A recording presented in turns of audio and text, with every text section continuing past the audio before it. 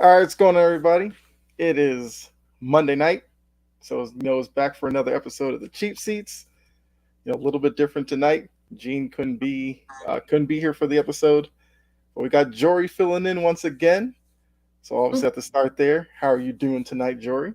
I'm doing all right. I'm doing all right. Okay, okay, that's good to hear. And got the regular Dylan. What's up, Dylan? How you doing? I'm doing good. How are you guys doing? Well, how are you doing tonight, Kyle? I'm good.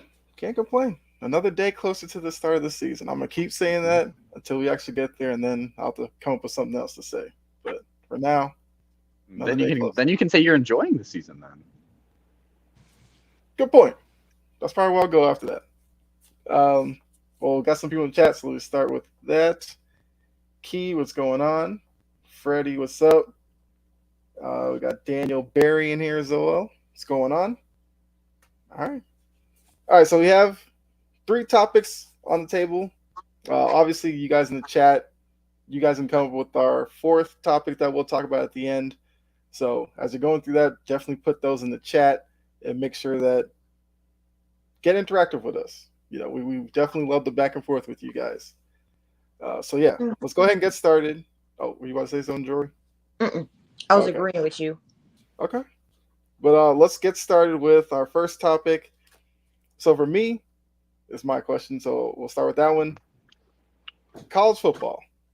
It's back and everything. Everybody loves that.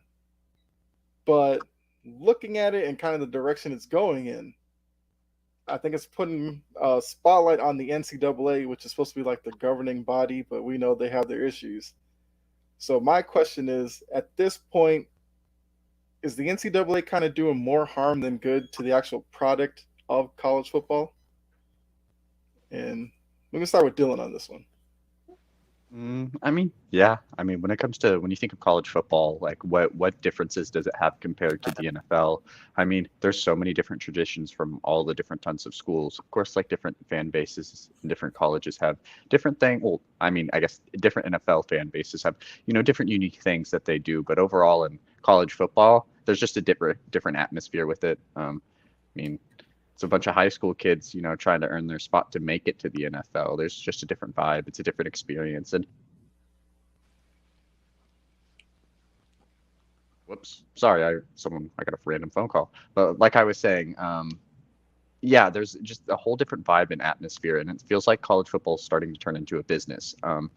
Meaning that like I mean, nobody really cares about traditions or anything like that, rivalries or different things that make college football. Doesn't seem like anyone really cares too much about it anymore. It's like what can get us the most money, what can give us the most TV views and profit and different things like that. And it's not feeling like college football. The conferences aren't the same conferences even more. We would get some realignment, but it would maybe be a team moving here or a team moving there, not seven teams moving here, eight teams moving there. We're getting rid of basically a whole conference in the Pac-12. So, I mean, yeah, it sucks. I mean, it makes the NCAA not feel needed. I mean, I feel like if they would want to regulate something like this, but it doesn't feel like they're doing anything. They don't really necessarily care. It just seems like these conferences are just going out schools, and the NCAA is just letting it happen. Um, Seems weird. I'm not a big fan of it, but yeah, it just seems pointless. It seems like the NCAA is only there just for the name being the NCAA. Okay. Well, Jory, I'll let you go next. I mean, no, because it's like before, like alluding to what Dylan said before, before this whole NIL thing even really started, you had those core traditions in college football. Like, in like you had those core traditions, and now that you have those NIL and how the NIL money just changes everything, it makes it less about the product and more about the money. So it's like the way I think about it is like it's gonna continue to go downhill until there's either legislation that's passed about the NIL and the transfer rule is reworked, because now these kids are going somewhere for 1 year, not really giving it a shot. They're not seeing the field and they're going somewhere else. And it's not conducive to what college football has traditionally been about, if you know what I'm saying. So I'm like, no, it's not until those things happen to those until the transfer until like the transfer rule gets reworked so that nobody like I don't like the fact that you can just leave after 1 year. Like two, yeah. But losing a whole bunch of people year after year after year and they've only been there for 1 year, I never liked that. I didn't like it when they changed it. It's like, yeah. But until they rework the NIL with legislation and that transfer rule, is not going to be the same, unfortunately. So I saw Chris's comment where he said, hanging on to tradition for the sake of hanging on to tradition does more harm than good. Things evolve.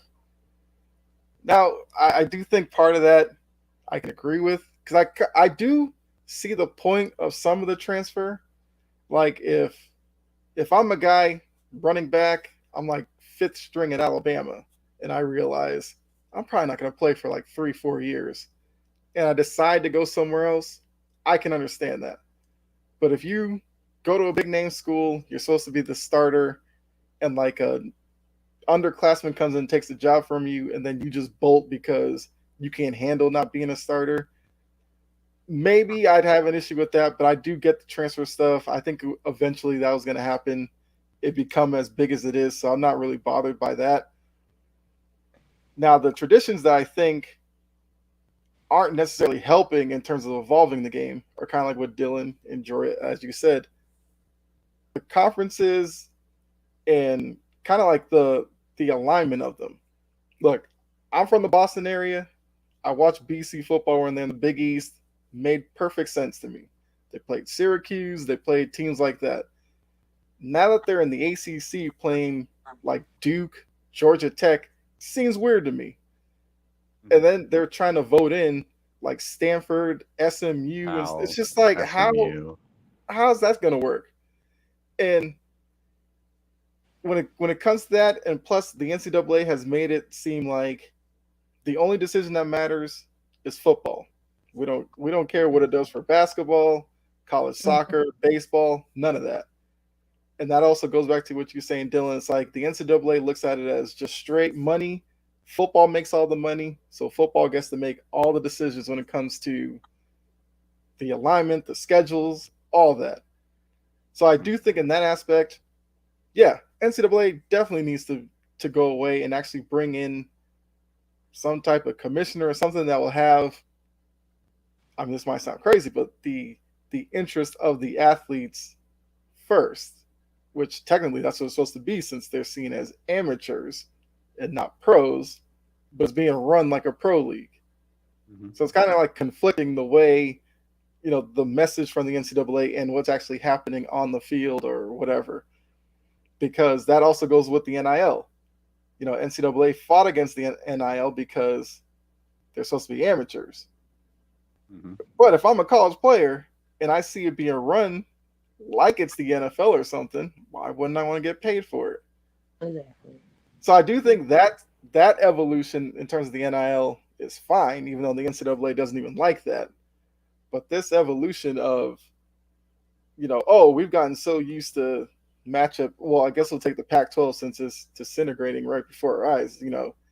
If you're used to USC and Oregon, and then now that's just going to go away, how does that really benefit, college football fans? Just because they may end up in a new conference together, it still makes it weird. Like me having to get used to, I guess, Michigan, USC, and trying to make that a big deal now. It might take some time. I might get there, but it just seems weird to me that what's going on with college football. Mm-hmm. I'm definitely happy it's back. I say all that to say like I'm still gonna watch it. It's just weird. A new playoff format's going to be involved as well too. Mm-hmm. And I actually like that. Yeah. So this is the last year with the 14, then it goes to 12. I actually like the 12 team because they're designating a spot to a team that's not a Power 5.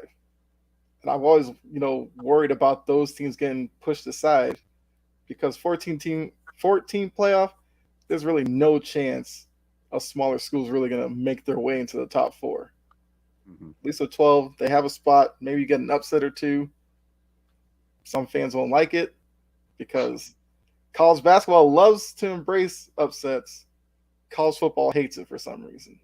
We're gonna have Oh like yeah. four main conferences, and each one of those conference winners basically get in. That's kind of how it's gonna work because you'll have the ACC, Big Ten, Big 12, SEC. Yeah, There's your four big conferences right there. Each winner gets slotted in, and then what? Power Five, and then at large for the rest. I guess. Well, Yeah. non-Power Five.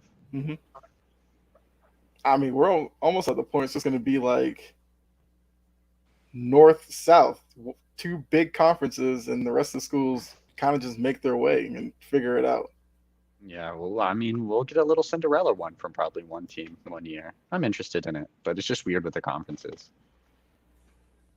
Yeah, we'll see. I'm sure the NCAA has some more changes up their sleeve that it's going to be definitely pushed back with. And I'm all for leagues trying to be innovative. I never have a problem with that. It's just the road the NCAA is going down. Not necessarily the biggest fan of it. But, okay, I guess we can go to our next topic, which is Dylan's. Let's go with yours. Okay, so is there no graphic? Just making sure you're not trying to pull it up. Cool. So Mm-mm. no. So basically, it's just pretty simple. It's just what's your takeaways from the preseason. This week obviously we're not going to have any, at least NFL football. Of course, week one of college football starts, but won't have any NFL as it being cut week. 3 games of the preseasons are that preseason's done now. This is the second year that we've had 3 preseason games and then a fourth cut week. Just basically want to get like the overall insight of maybe even your teams. I know a lot of us kept up with our teams, or just like what you saw from free agency just overall. So to start, we can go with you, Kyle. I mean, look, we have what cut week tomorrow, cut down day, I guess is tomorrow, and that's always an interesting time period for the NFL because you'll see some guys get cut and you'll be like, What? "That's interesting," and then it'll be like, "Oh, Hmm. I hope my team picks them up or something like that." But in terms of the preseason action, like I said, I'll take it from a Patriots standpoint since that's my team and everything. It's been interesting seeing kind of the development of Demario Douglas, Malik Cunningham, and Kayshawn Booty, who went from a guy with a lot of potential when they drafted him to then it seemed like he was going to be an easy cut because he wasn't really getting on the field to now it seems like he might have to be a lock at wide receiver because he kind of brings a big playability that I know the Patriots are, well, at least fans are always looking for. So I find that fascinating. Like I said, the Demario Douglas, is an undersized guy from a small school in Liberty. So not a lot of people may know a lot about him, but when you see him on the field, he just seems like he's a good route runner and he's very shifty. So I like what I'm seeing from the wide receiver group. The defense, I think, should be top 10 easy, could be a top 5 defense. And, seeing Christian Gonzalez out there, he's had some moments where he struggled a little bit, but that's expected as a rookie.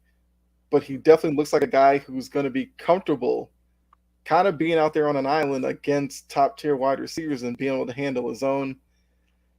I like the group of safeties because I do think the Patriots could have maybe the best group in the league. It's arguable, but Duggar, Peppers, Jalen Mills, who's now a safety and actually looks comfortable back there, and Adrian Phillips. I really like that group, so I'm very excited to see the defense going into the season. Although I know there's probably going to be a surprise cut or two on the defense that might make me a little upset, but that's kind of how Belichick works. And I guess the last thing would be Marte Mapu, another small school guy that people kind of mocked the Patriots for taking.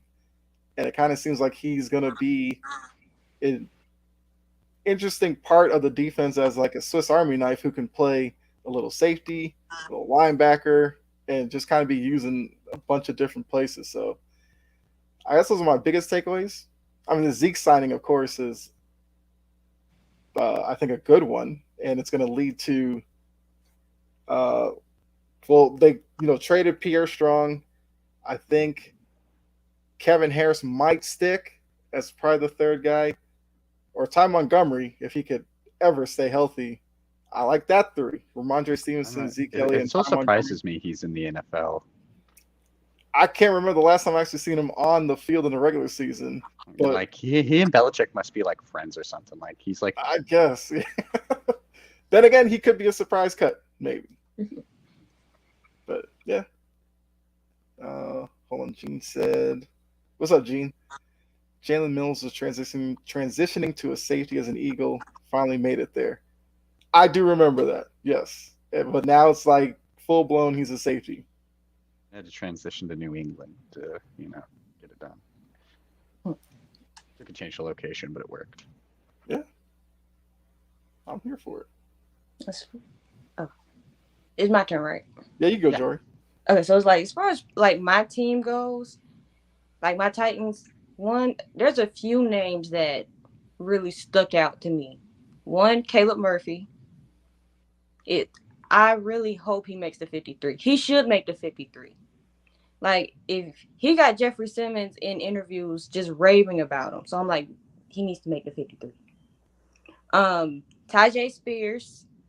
I like Julius Chestnut too, so I feel like my running back room is gonna be very nice. Minded behind Derek.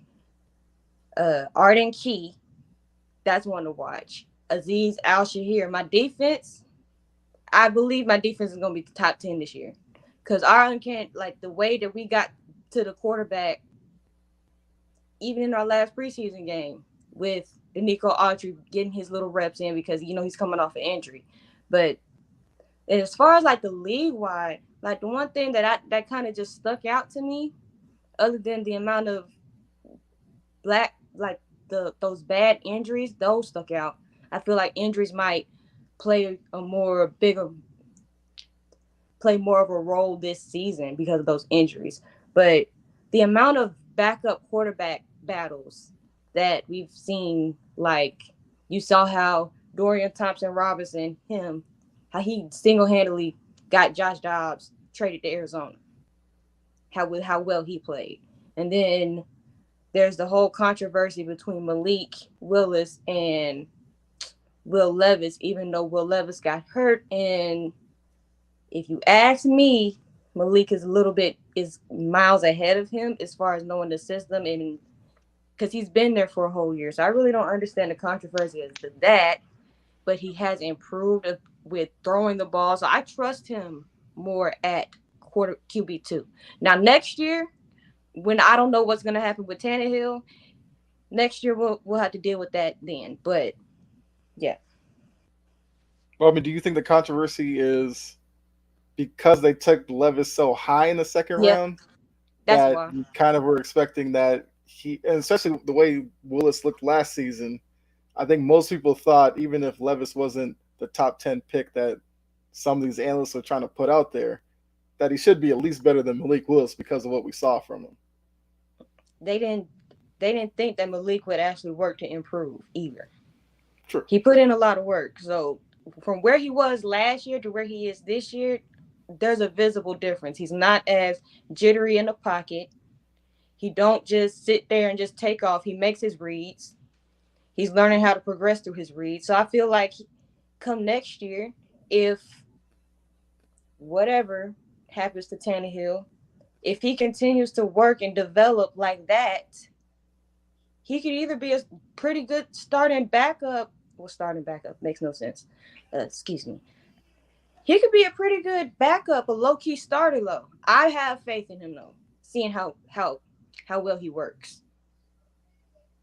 Okay. Well, I mean, would you be okay if I guess Willis established himself and you never saw Will Levis depend? I mean, even with where they drafted him. I'd be fine with it because I didn't like the draft pick. I'm like, Okay. you could have Fair went, enough. you could have went O lineman right there or wide receiver. We needed receivers. Steven said Titans can get Colt McCoy since Arizona released him today. That's a troll. I already That know. yes, that yeah. The fact that put Cole McCoy, like, come on now. Nobody wants Cole McCoy. They may need him out of necessity for a third guy, but Yeah, nobody's he's really not going to knocking sign down unless like doors a to get him. quarterback gets injured. Yeah. I mean, Dylan, what about you? Uh, What have you seen? yeah, looking at Seattle, we went 2-1 in our preseason games. My takeaways is we know how to draft good. I mean, even the signings of our undrafted free agents. Zach Charbonnet's looked really sharp. Kenny McIntosh has played really well. Even undrafted free agent Jake Bobo, UCLA wide receiver, has looked really good. Had 5 receptions for around 100 yards and a touchdown. He's had a touchdown in every single one of his preseason games. Definitely is going to probably make a roster spot. Just overall, Seattle has looked just progressively just miles better than what they were. There were some areas where they lacked, but losing Jackson Smith and Jigba for maybe 2-3 weeks, maybe not having him till week 3, week 4 kind of hurts because you like to see what you can get from him now. Kind of stalls his progression to finally get into that groove. But overall, I think we have the weapons to make up for it at the time. The defense looks better. We're gonna have Jordan Brooks back by week 1. Bobby Wagner's gonna slide right back in that middle. Defense looks like sharp. They look more aggressive. They hit. There's a lot more like sense of urgency when it comes to that defense. And I've of course raved about Seattle a lot, but overall, I do think this team is a really good team this year. They could shock some people. On the other end, Jory mentioned Dorian Thompson-Robinson. Yeah, he outplayed Josh Dobbs to get him traded, basically. They could have just, kept Josh Dobbs there, and it wouldn't have made really any rumblings. It'd been understandable. He's a rookie, but he's played really well in the preseason and got him traded to Arizona. And then on the Arizona portion, I mean, I mentioned it in our group chat earlier. What a smart move by them by cutting Colt McCoy. He's better in quarterback. I mean, it kind of just puts you in a weird spot. It's like you're just playing Colt McCoy to, play him. I guess. I mean, there's rumors that Kyler Murray may not come back this year at all. It's what the Cardinals are telling people. But so having a young quarterback like Josh Dobbs, who, I mean, he's been in the league for a little bit, but still has I would say more to offer than Colt McCoy on, at least when it comes to what you can get out of him, what you think you can do with him. And then Clayton Tune, the rookie out of Houston, who is also a smart pick. It's going to be really interesting to see what Arizona does there. I don't know what that's going to be. I mean, this team is going to be interesting on paper to watch. Got some speed guys like Rondale Moore, Marquise Brown, James Conner's always decent, Zach Ertz. So they have an interesting set of weapons. Got some young quarterbacks. Maybe, they could steal a game or so, shock some people. But it's going to be interesting to see what they're going to do there. Definitely kind of going through on that youth movement. I did think that Isaiah Simmons trade was pretty stupid. Only a 7th round pick for a dude you spent a 1st round pick on, number 9. I mean, the Giants definitely made out with the steal with that. But other things is Cleveland. Speaking on Cleveland, they look really good this last preseason game. The offense looked like they were starting to get in click. Deshaun Watson actually looked really good for like the first time, since Deshaun Watson's been on the Browns. But overall, he looked really good on the team. Different things I liked is trying to think. The Broncos. Let's look at the Broncos yesterday. Well, yesterday they played Saturday. I'm not sure, but they won 41-0. That's wild. That's wild, even if it's a preseason game. I mean, the Rams played very well. Stetson Bennett played really well, and then just Broncos crushed it, which is good signs to see. Maybe that could be the Sean Payton coaching, taking effect. But it's a really good sign to see, when you win 41-0 in your last preseason game. It means you're firing probably on some cylinders. So it's interesting to see how Denver's going to play out this season as well, too. Yeah. Well, I also think, because I did think of another kind of takeaway. The whole Niners situation with Trey Lance. Yeah, I guess we should mention that. Yeah, I feel that has to work into this somehow. It's just like, a lot of people were like, Lance didn't get the opportunity. Then I think there's the other side where you could say Lance had his opportunity last season and got hurt. Then the Niners lucked into Purdy going on the run that he did. And with the Niners trying to win a title now, while Lance needs more development, even though Brock Purdy could struggle next year because now teams understand what kind of player he is. I do think it was kind of a tough situation for the Niners to be in. Although it does call into question John Lynch's plan in moving up to get the unproven guy when they could have easily drafted Justin Fields, who I assumed that they were moving up to get, and didn't. But you got a developmental guy but then got tired halfway through in the actual development and just decided to move on from him. So I think that's definitely a takeaway. And I guess the Cowboys trading for him. What's their plans with him now? Because we know that they sell Dak, but there's always going to be questions about Dak as well. Is Dallas going to put in the time to develop Trey Lance now, or is he just going to start bouncing around the league like every offseason or something? My mic was off. Sorry. I don't think he'll get that treatment. I do think Dallas does have a plan with Trey Lance. My biggest takeaway from Trey Lance is what is the biggest knock that we get on him is the lack of passing attempts. He's about to go into an offense that is a very high, like powered passing offense. There's going to be a lot of passing the ball. I know they have Tony Pollard there, but it's not like they have Tony Pollard and Ezekiel Elliott where, spreading the ball out, maybe giving it to both of the guys might work. I imagine they're going to probably pass a little bit more now with, Brandon Cooks, CeeDee Lamb, Michael Gallup. Yeah, they're going to pass the ball a lot. This gives Trey Lance big time to progress. I mean, I'm not sure how Mike McCarthy's going to play into it with Trey Lance. It does feel like a move that kind of feels like they could be, a bad season could be on a blow up, could be on the rise for him. But overall, Dak doesn't have any guaranteed money. I'm pretty sure after this year is what I've heard. So bad season with turnovers, they could look to, move over to Trey Lance. CeeDee Lamb's going to be in his prime. Like I said, you still have Brandon Cooks on the money. Tony Pollard, you're probably going to try to repay.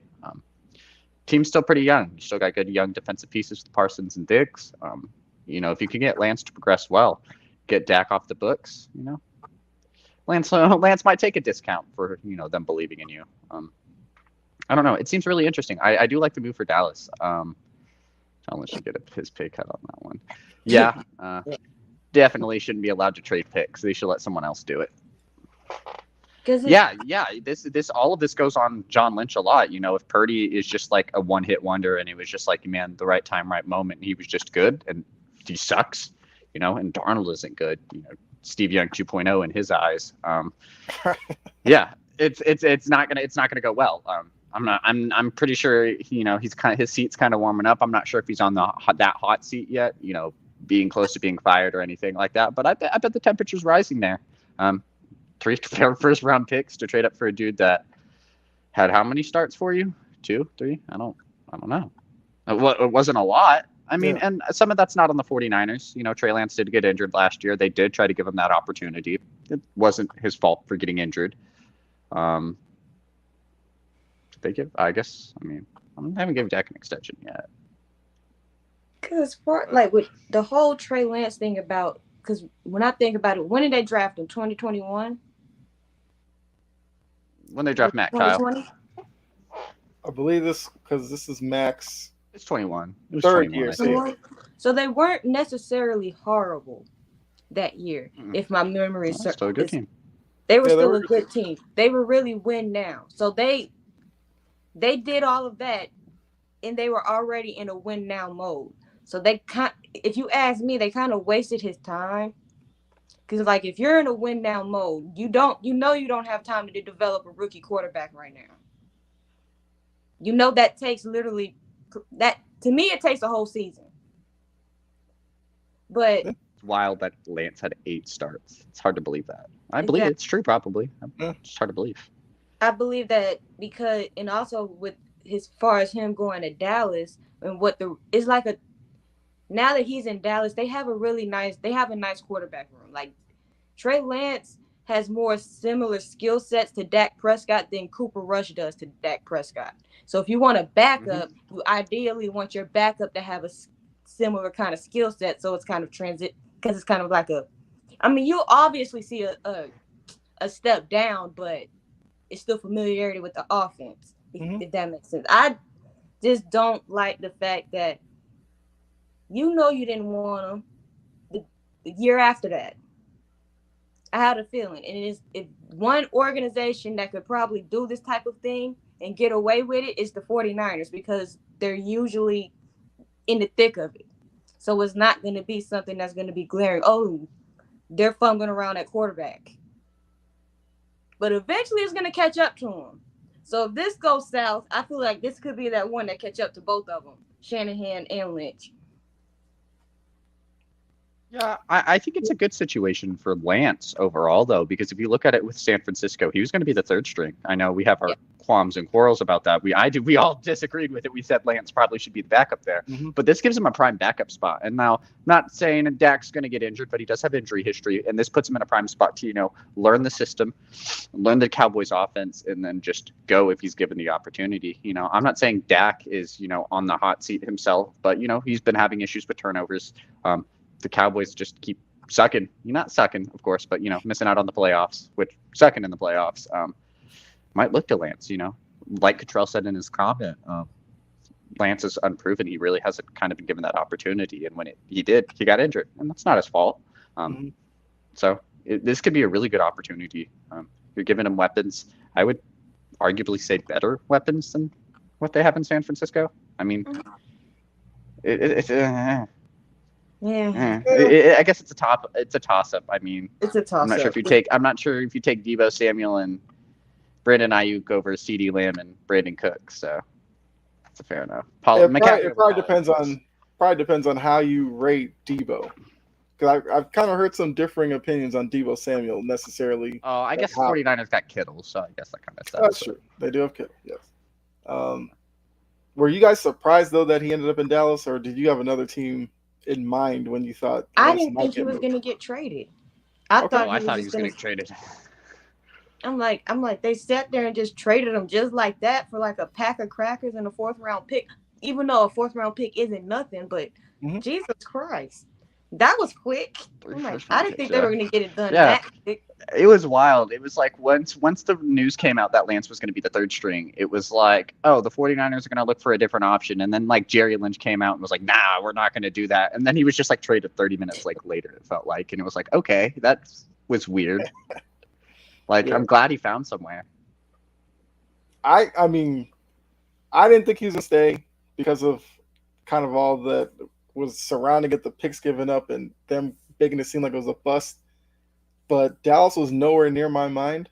I actually had Minnesota in my mind. Yeah, it was my number one. Because they have a decision to make with Kirk Cousins soon. Yep. If they want to just completely bottom out, start with somebody new, Trey Lance could go there. He'd have Justin Jefferson to at least start with, although we'd have to see. We would have seen if Jefferson would have maybe been open to going from Cousins to Trey Lance, but I thought that's where he might go.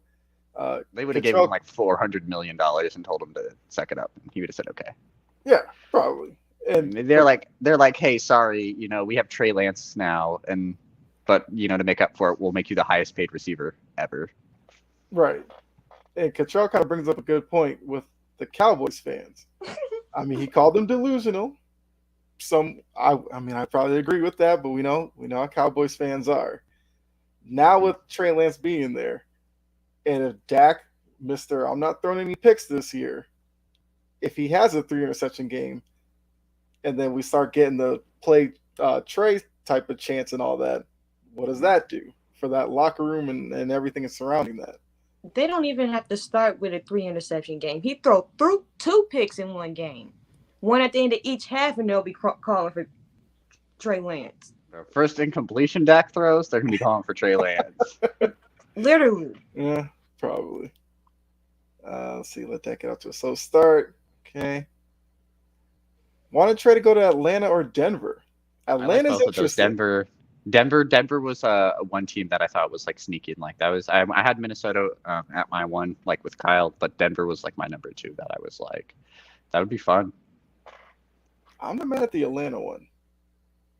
That would be interesting. Man, my thing with Atlanta, it's like there's not even really like, no offense to Taylor Heineke, but he's still the backup over Desmond Ridder. Like, at least with like Denver or Dallas, like we said, whatever we think about Dak Prescott, I imagine he could still be a better veteran than probably like Taylor Heineke or Desmond Ridder. Put him in a quarterback room that will teach him something. He was in a quarterback room with Sam Darnold, Jimmy Garoppolo, Brock Purdy. I'm not sure how much there is to learn. Right. Especially with Jimmy G. I really don't know if you really want to learn from that.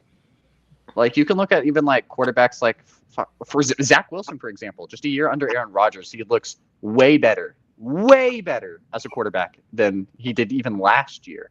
just with an off season, a training camp with Aaron Rodgers. Okay. Let's see. Control says Desmond Ritter stinks. Trey can get those weapons the ball. Agreed. It would just felt weird because it's like you just took Desmond Ritter with what, a third, fourth round pick, and then you'd probably trade a third, fourth round pick to get Trey Lance. I would be fine with it. It would be something I would do. It just probably wasn't a timeline that they were really a fan of. They're like, we have Ritter here, and if he stinks, we might as well just stink for Caleb Williams, maybe. I don't know. It just seems like they are really into Desmond Ritter, and they're gonna do everything they can to make him a thing. Man, the crappy thing is he's probably gonna have like one of like the best week ones in like history, and like shut us up, and then he's just gonna like stink for the rest of the season. I just think he's kind of inconsistent. Like he shows flashes, but he's just too inconsistent right now.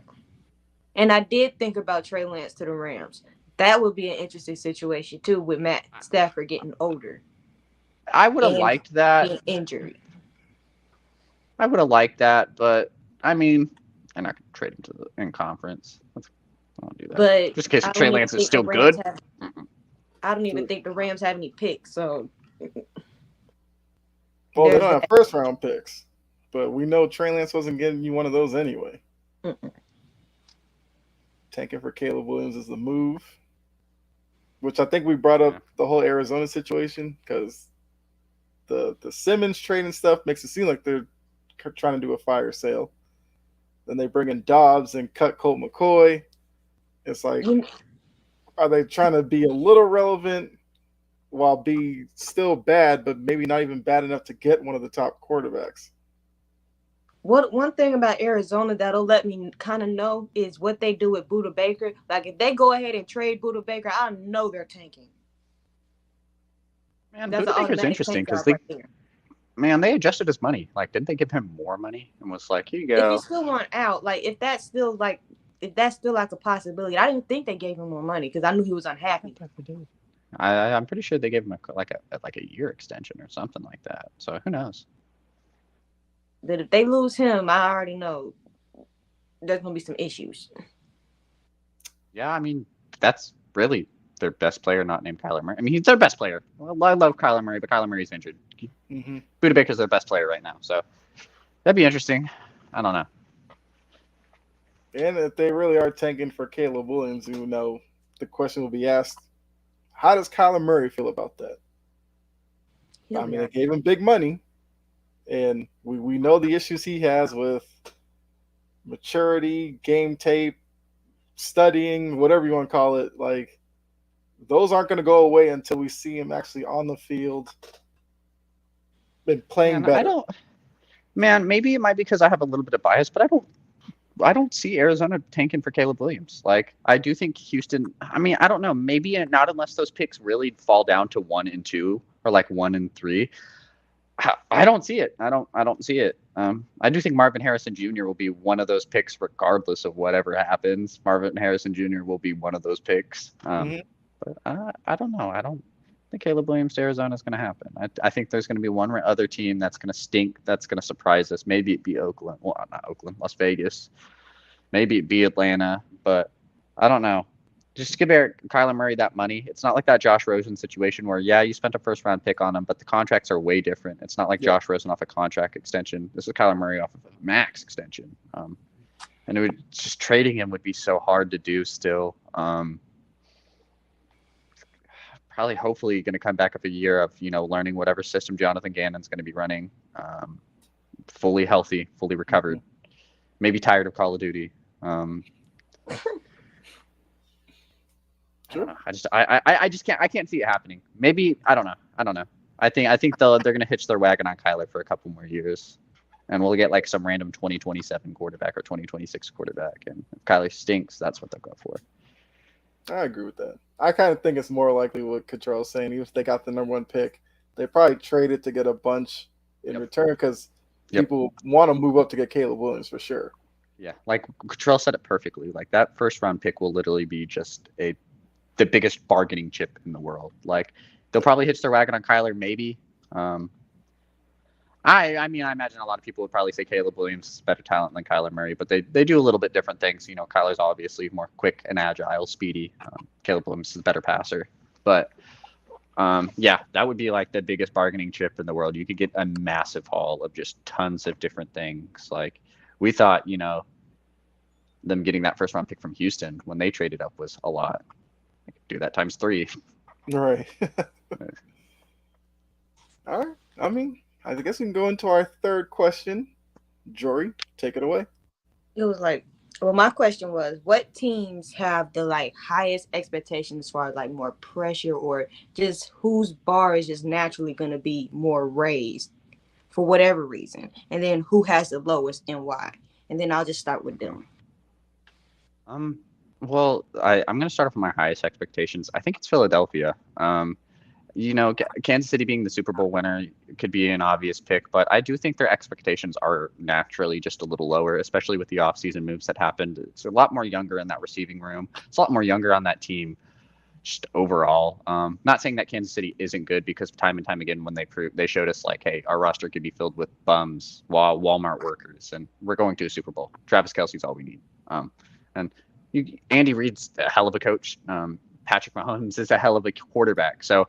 But I do think there is some, you know, just a little bit lower expectations for a team like Kansas City. I think with Philadelphia, they've gotten miles better.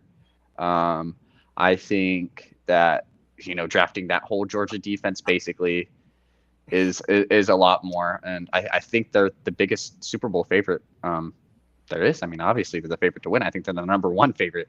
The NFC is a lot weaker than the AFC. I mean, Cottrell brings up the Jets, which is a good point. And being on Hard Knocks, which I don't really put too much stock into that. I don't really think any team does. I don't know. I liked watching the Lions. I guess it did make me believe in them more. But overall, I think with it being as a very tough AFC, just point blank period, even just an AFC East, you know, Dolphins, Patriots, Bills. A lot of expectations, at least when it comes to a team like the Philadelphia Eagles. Like, no, New York is New York. I mean, I was going to just bring up Washington, but Washington, you know, Sam Howell is one start in his career. Even like we mentioned, Dallas, you know, they look really good and should probably be really good. But time and time again, they've choked in the playoffs. So I think the Eagles look at the team that has the easiest path to just run it back. Plus, they got better. And you look at a team like Kansas City, and it looks like they might have gotten a little bit worse. I think when you have the easiest path to the Super Bowl, especially making the Super Bowl last year, you have the highest pressure on you. I know Hurts got his big contract. That might put a little bit pressure on him, but he's still young. But yeah, I think Philadelphia has that highest pressure. And then the lowest, I mean, it's Arizona. Obviously, with that Colt McCoy being cut, it kind of just proved it's like, hey, we might just suck this year. You know, like I said earlier, there might be some rumors that Kyler Murray might not even just come back and play this year. Just take the season off, you know, heal up, do whatever, learn the playbook. And if that's the case, there's zero expectations for Arizona. I mean, they're not favored in a single game this season, and that's crazy to hear. That shows you what people think about them. I mean, maybe I could throw in a team like Atlanta, but I do like Atlanta's weapons so much. I think Bijan's going to be so great. Probably even be rookie of the year, where, you know, Atlanta could win 6-7 games. Maybe Ritter might not be good. Agree with Steven. Chiefs have some question marks, but maybe like I said, maybe that team won't be good. Maybe Ritter might not be good, but yeah, I mean, Cardinals. Okay. Kyle, Who's you next, can go Jory? next. All You can right. go next, Kyle. So for me, the highest expectations has to be the Jets, because if you put on ESPN, there's like so many Jets fans on there. Like, they are all thinking that with that great defense, you're bringing in Aaron Rodgers, automatically going to be a Super Bowl team. And if they don't make it, if they don't win the AFC East, there's going to be some rumbling. If they don't even make the AFC title game, I think that could blow up in the Jets' face. So I think they have the highest expectations. Lowest, to be honest with you, could actually be Washington.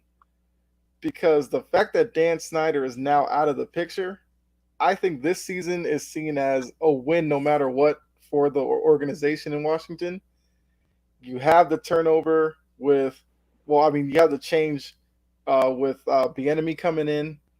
So I think there's going to be some time given to him to kind of put his fingerprint on this on that offense to see what you can get out of Sam Howell, and you still have Terry McLaurin and those guys. But I just think with the Dan Snyder cloud lifted off of Washington, I don't think it's that big of a deal this year. Of course, they're going to want to win, but it's just that him being gone, fans will be happier going to the stadium. I'm sure the players are happier being affiliated with the organization because Snyder's not there. So I think expectations there are just as low as they can be. So I go with those two. I mean, I do like that Washington pick. I mean, that's a good point. Sam Howell's going to come out there. You got young Brian Robinson, Terry McLaurin, Jahan Dotson, which are all great, but it's like they just want you guys to come out there and have fun. I think that's all the fans want to. They just want to have fun. They just want to get everything Dan Snyder out of there, get all that Dan Snyder aura, and make it feel like a whole brand new team. Because regardless if they rebrand or not, that's definitely going to kind of put that final coat of paint on it if they do rebrand, kind of get out of that Dan Snyder area. But yeah, it'd be good. Okay, so mine for with the higher expectations, because I kind of the way I thought about it, for competitive teams. So like with Denver, I had Denver, or I should have just put Russell Wilson, because it's mainly centered around Russell Wilson turning around and Sean Payton. Yeah, Payton and it's on Sean Payton there's a lot of high expectations to turn Russell around, just to at least 60% of what he once was, 70 maybe. And then I had the Jets, of course, because they genuinely believe that they are a quarterback away, even though their offensive line is just screaming at them too. But yeah, and as far as Dallas too, because they're expecting Dak to cut down on those turnovers, and they're expecting Mike McCarthy to be able to play call a decent game, even though he hasn't done it in 12, 13 years. I mean, I mean, yeah, keep it short. I second that with Dallas. I mean, you trade for Brandon Cooks and Stephon Gilmore. Those are win now moves. Those are a huge drop off of offensive production, because they had those are big win now moves. Those are big win now moves. You don't trade for Stephon Gilmore, who's an older cornerback. I mean, obviously, I know you probably love him, Kyle, with him being former Patriot Defensive Player of the Year, but Brandon Cooks and Stephon Gilmore aren't young guys and on pretty decent sized contracts. So those are big win now moves. You don't do that if you think you're gonna take a couple more years. As far as the least expectations, it's I put the Steelers on my list, because it's I like what they have going on. It's because of the division that they're in, nobody's really expecting them to do much with Kenny Pickett, and then him being in a division with Joe Burrow and Lamar Jackson and now Deshaun Watson. I like what they have going on. They addressed their O-line. They addressed now Najee Harris can run the ball a little bit better. And the only concern I have as far as with Pittsburgh is I think that Cam Hayward is out for the year. But their expectations are pretty much lower because of that division that they play in. But yeah. Yeah. My thing with the Steelers is they'll always have a little bit of an expectation because of Mike Tomlin's, not finishing under 500, That's true. I didn't think about it. I was just their division. No. I get it. Yeah. I was about to say the same thing, that's kind of the expectation now of being over 500. We're okay. Yeah. Miss the playoffs. Yeah, because Pittsburgh fans are under the impression that, they're not an organization that just fires coaches just to fire them. Tomlin has had such a level of success that they assume he's probably got a job for life, unless it just completely gets away from him. If he finishes 3-14 this year. Yeah, then there might be some questions okay, maybe he's been here too long, just need a new voice in the locker room, that kind of stuff. But if he finds a way with that, go to the Chargers. Who knows? Yeah, who knows? Staley's got to be on his way out. But also, Chargers are another team with kind of some expectations as well, with the talent that Herbert is and the wide receiver group that they have. Plus, the last time we saw them, they were blowing a big lead in the playoff game. They have some high expectations this season. I still don't think Brandon Staley needs to be an NFL head coach. No, he doesn't. Sean Payton should have been the head coach there. That was their opportunity. As much as I love Russell Wilson, being the Seahawks fan here, Herbert and Payton, Maybe if Sean Payton was getting Russell Wilson, like 4 years ago, 3 years ago, Mm-hmm. Maybe that would be a little bit more interesting. But Herbert, man,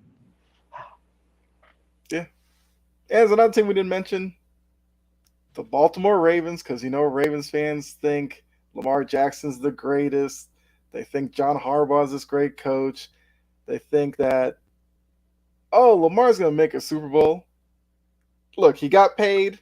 They got him OBJ. They got him Zay Flowers, who Ravens fans will tell you is the best wide receiver of the young group. Kind of got to make it happen this year. No matter how difficult the division is going to be, because I do think Cleveland's going to be much improved. We already know Cincinnati's going to be really good. And Pittsburgh's not going to be easy for anybody to beat. Mm-mm. So if the Ravens aren't like an 11 win team, even 10 win.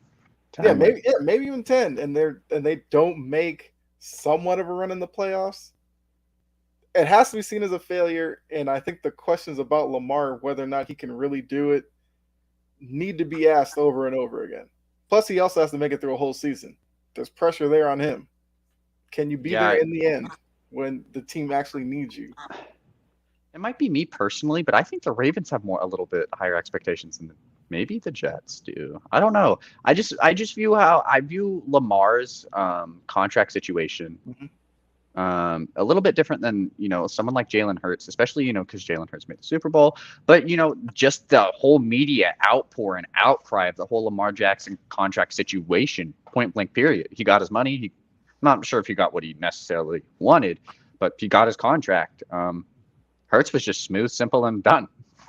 Yeah. Something like that. No eyes on him. It was just a smooth transaction. Our eyes are on Lamar Jackson now. He made it well known that, hey, I think I should be worth this. I mean, he got paid higher than Hurts, even though it was just like by $1 million, but you still got paid higher than Hurts. But yeah, I mean, Odell Beckham. I mean, maybe it's just because it's who Odell Beckham is, but he always is bragging and boastful and kind of just being like, I'm the best receiver out here still. So I think that's going to be a lot more expectations. The Ravens' big thing is, they don't have weapons. They don't give Lamar Jackson really too much to do. And it's like, spent first round. You got another first round wide receiver. Odell is what people, hopefully think Odell still is. You got still Mark Andrews.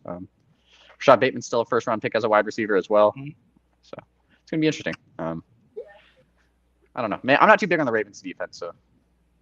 Not their secondary. Now that Marlon Humphrey had that surgery, I'm definitely not big on the rest of their secondary.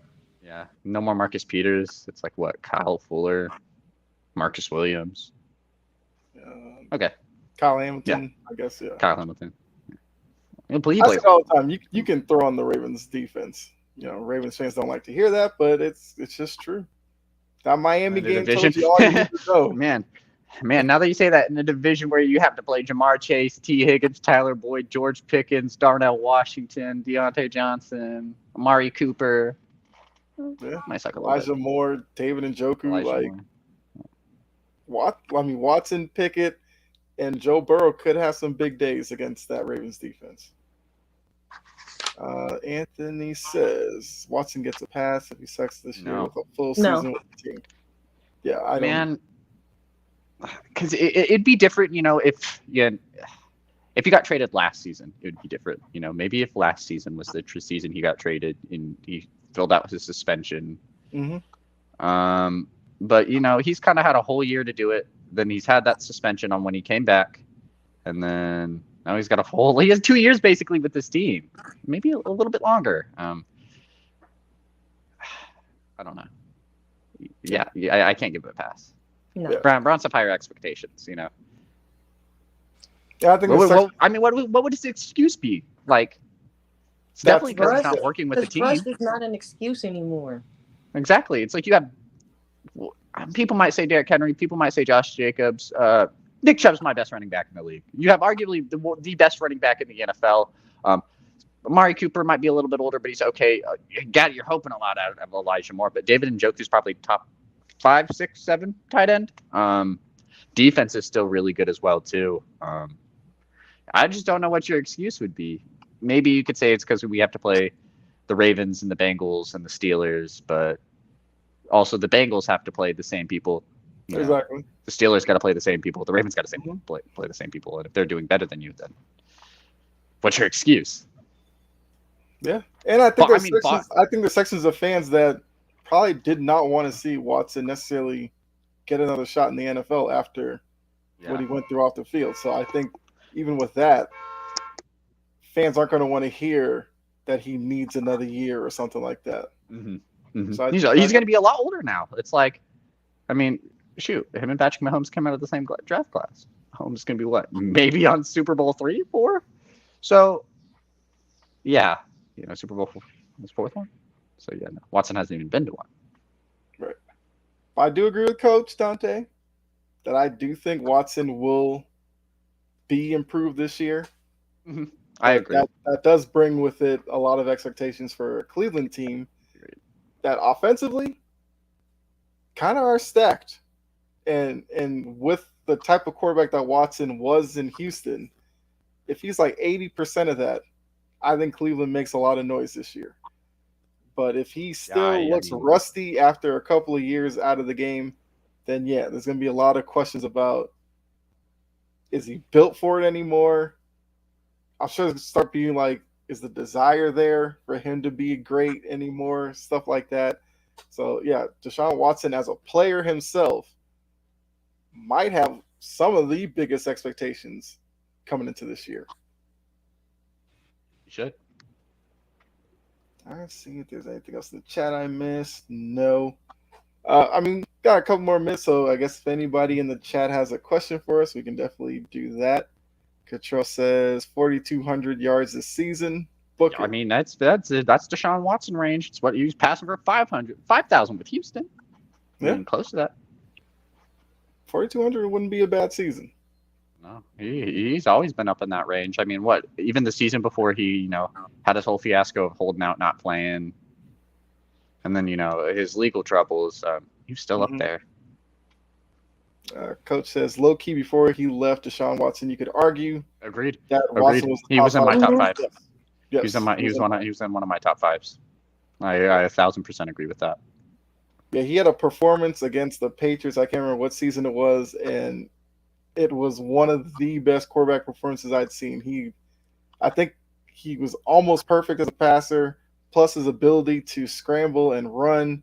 It just made it tough for good. He was so really fun to watch. Yes. Like, it sucks. It sucks that Deshaun Watson, did what he did, but he was so fun to watch.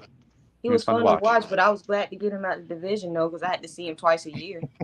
Right. Yeah, I'm like, bye. I tell Lamar fans, Lamar at his best would be Deshaun Watson. Agreed. When he was in Houston. Agreed. Marlon says 2016 Texans or Seahawks. That was a great game. Mm-hmm. Cottrell said he's going to lead the Browns back to the playoffs this year. I agree. I'm not sure if I think a divisional winner, but I do think the Browns get a wild card spot. I know tomorrow, not to plug the big three, but I know we're going over our playoff stuff tomorrow. We are. That's going to be a fun one. Coach says, I remember that game. Our defense lost the game. There was a hell of a battle between him and Brady. Rookie year. Yes, that game was – that's what put Watson up there for me, especially with it being his rookie year. And we've seen a lot of quarterbacks when they go up against the Patriots and Brady, they try to do too much. Watson did not. He stood there toe-to-toe. And that's what I liked. It never seemed like any moment was too big for him in Houston. It was just like, this is what I'm here to do. And it's maybe because of national championships with Clemson, kind of being on that big college football mantra. To be fair, he was like one of those staples of kind of that 2017, 2016 college football era. Mm-hmm. Clemson was good. Look at them now. They're okay. No, not to mean to any Clemson fans, but you know what I mean. That's funny. You're beat for national championships. What's the beef with Zappy? Okay. There's beef between them? I don't know if there is. Huh? It's probably to the point where, because with Patriots, he's the whitest quarterback. Well, there's so many Patriots fans that just hate Mac Jones, so they just want to see anybody but him. So they're the biggest fans of Bailey Zappi. And then there's the fans like me, where it's like, Mac Jones can win in this league. Like, people need to calm down. Then you throw the Malik Cunningham aspect of it, where people are just excited by the prospect of Malik Cunningham. Speed. Yeah, speed, the ability to be elusive, and a lot of fans think that that's what you need as a quarterback, and the Patriots haven't really had a guy like that since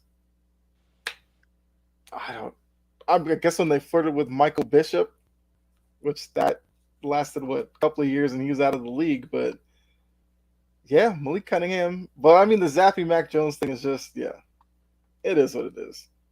I think Bailey Zappi's more Heineke in that he can play a couple of games, but if he was your starter from day one for the whole season, he'd probably get Suck exposed. after a while. Y'all have a long season.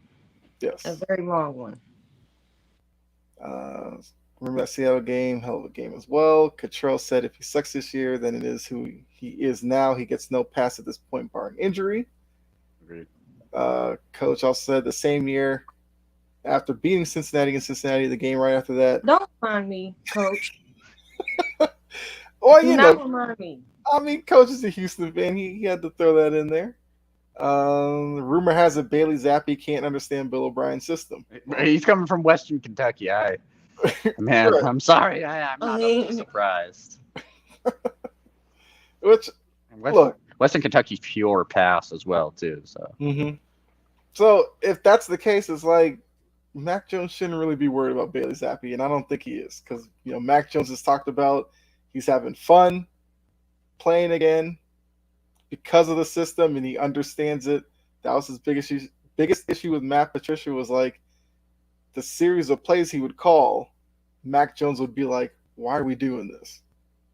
At least with Bill O'Brien, he understands it. So I don't think there's any issue there. For all we know, Bailey Zappi might be gone, to be honest with you. New England would have no issue doing that. And then we can start the Malik Cunningham backup era, which I'm here for. It's a different gear in that system. Yeah. Put him in the red zone. Exactly. Him, Ramondre Stevenson. I'm here for it. Your 13 tight ends. Yeah. Throw Zeke out there too. Just Zeke, Stevenson, Malik Cunningham in the backfield, and we'll just watch the magic happen. You'll get a touchdown. You get center though. Maybe. Oh, there's no maybe. They're getting a touchdown. It's just whether or not who actually scores it. But yeah, the whole Bailey Zappi stuff, I'm over that. I heard it way too much last year. I don't need another season of Bailey Zappi's better. If he was better, and the coach that Belichick is, he'd have the job. Coach says, once every lifetime, I'll take a shot at J-Dub and your Titans. Expecting too much in division, so since we're talking about Deshaun Watson, why not? Anna. Don't do that. That game traumatized me. Touchdown game was trauma. But that's who Deshaun Watson was. He could put up numbers like that. And it's bad because I'm also the team around him wasn't even that great. I'm also an Alabama fan, so he traumatized my team in college too. So that really didn't help much.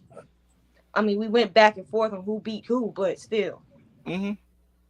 Not gonna lie, I did celebrate that Clemson win a lot. I'm not even a Clemson fan like that, but I Alabama losing that fashion because of how dominant Alabama has been. I thought it was a great game by Deshaun Watson. Maybe you're a fan of him. I was upset. I did not go to bed that night. I think I might have cried. And I remember. So I didn't even watch that national championship. I think it was like sick or something, and like fell asleep early and like woke up. First thing I did was like turn on ESPN, and I saw like Clemson won, and I was like, oh my god, watching the highlights and everything. I remember that because I didn't want to go to school the next morning because I went to school the previous day, talking a whole bunch of mess. I'm like, you had to come back and live up to it. You're like, can't look anybody in the eyes. Exactly. Well, hopefully we get that Deshaun Watson back. Because like you said, Dylan, he's just fun to watch when he's really clicking on all cylinders. Yeah. So, I think I had all the comments. I mean, you guys have anything to add before we get out of here? We're a little over an hour in, so You guys got anything? Not too much. Like we mentioned earlier, college football starts this week in week 1. Week 0 was really good. Caleb Williams looked great. USC got a dub. Notre Dame got a big win. Now we get to see where everybody else plays. Maybe a couple top 25 matchups. It's going to be interesting. I'm excited for week 1. I can't wait. I'm excited. And then NFL week 1 too. Yeah, it's going to be really great as well. All right, Jory, you got anything? No, not really. Other than football is back, and I'm just so ready for it. Like this whole summer has been so drama filled with basketball players and all this other stuff. I'm like, where's the football? Like, hurry up. It's crazy that literally both football seasons are about to start before Damian Lillard was traded. Exactly. Oh. I'm actually happy. The Portland football team is going to get a touchdown before Damian Lillard is traded. Yeah, but haven't heard any rumors about Dame in a little while. We can't. Just have to get rid of Fat Suit Harden, and then it would be drama free with the NBA. Yes. Man. Yeah, I'm right there. Go to Saudi, James. Go to Saudi Arabia. Offer you $900 million. Go. Yes. Then they had the track runner who said what he said and had all the basketball players mad. Man, that is a. I had a conversation about that, and man, it's like, I'm like, are y'all being sensitive? I think y'all being sensitive. It's literally, it boils down to the world's best talent just so happens to play in the U.S. That's just because that's where just the franchises are. Like, if the French had a lot of money and a lot of NBA support and could get their own NBA franchise, then that would be one thing. But, the U.S. is really big, at least the biggest markets when it comes to like almost any sport that isn't, soccer and cricket. So yeah, might have to say that for another week because I could actually make the argument for the other side of it. That's all I'll say. Nikola Jokic goes home to Serbia to celebrate his championship. It just so happens his work is in Denver.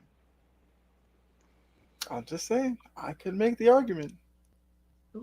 Actually, we might have to say that for next week because that actually is a really good topic. But Anthony asked, I guess this is the last one before we get out of here. Do you think Max Duggan gets another job after being cut? Maybe on the practice squad for a little bit, but yeah, he played really well. He fits today's NFL style type of quarterback. He's big. He can run. He can throw the ball really well. He's pretty accurate. I think not San Diego. I keep saying like they're old franchise. I said that with fucking Las Vegas as well too. I said Oakland. I'm gonna say St. Louis next too. But Los Angeles, I think they really like Easton Stick. He's been in that system for a while. I think they took a chance on Duggan, especially, with Quentin Johnson being there. Seems kind of mean, but it seems like they got Duggan in there to, just to warm up Johnson, a little bit. See, get some information on what he might like. But yeah, he'll get a job. I think he does as well. I'm a fan of Max Duggan. I saw the punishment he took against Georgia, and he kept that TCU squad in that game. With that new quarterback rule, he'll get a job. Yeah. Yes, he definitely should be on somebody's roster to start the season. Well, all right, guys. Fun show. Definitely appreciated it. Jory, appreciate you stepping in for Gene, who couldn't be here this week. Those in the chat, really appreciate you as well.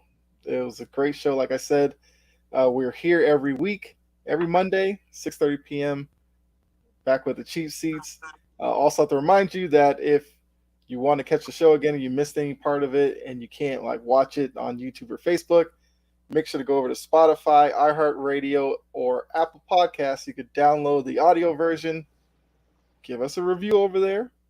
Definitely helps. We have to feed our families. Come on, guys, please. Yeah. I got a dog. Yeah. But please. Yeah. I'm kidding, but please. Any support helps. We appreciate it. Yes. Just letting you know it's an option for you. If you can't watch it, check out the audio side as well. It definitely helps out the network. But if you're here, Facebook or YouTube, make sure you hit the like, subscribe or follow button, share, all that good stuff. A lot of good things coming on the network. I mean, we normally have a show coming up after us, but reworking that.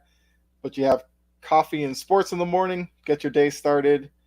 Like Dylan said, you got the big three tomorrow, which we're going to predict the playoff teams, so make sure you tune in for that. Shocker, Seattle wins the Super Bowl. I'm kidding. Maybe.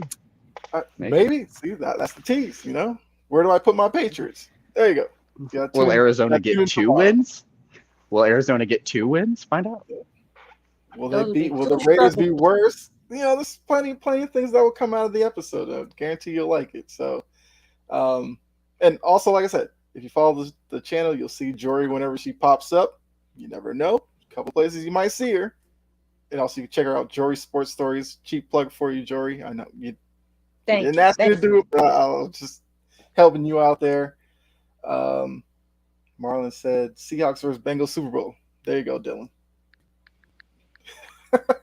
Well, with I'm that, I'm fine with I mean, I know Marlon's another dream come Seahawks true. fan. I wouldn't be mad at it. Dream come true. Geno Smith versus Joe Burrow. Why not? Oh, But yeah, he still hasn't wrote back yet. still has not, and he's also my fantasy quarterback. So I need him to ball out this year. I But got Lamar, so me and Jordan about to have some words if he's bad. I feel bad for you. Anyway, so like I Got said, Derrick we're Henry here. though. Got Derrick Henry though. Well, that's a good backup plan because Lamar probably will only play 6 games this year. So we're back next week. Gene should be back, so we'll have the full show. We're out. Enjoy the rest of your night, everybody. Good night. Night, everyone.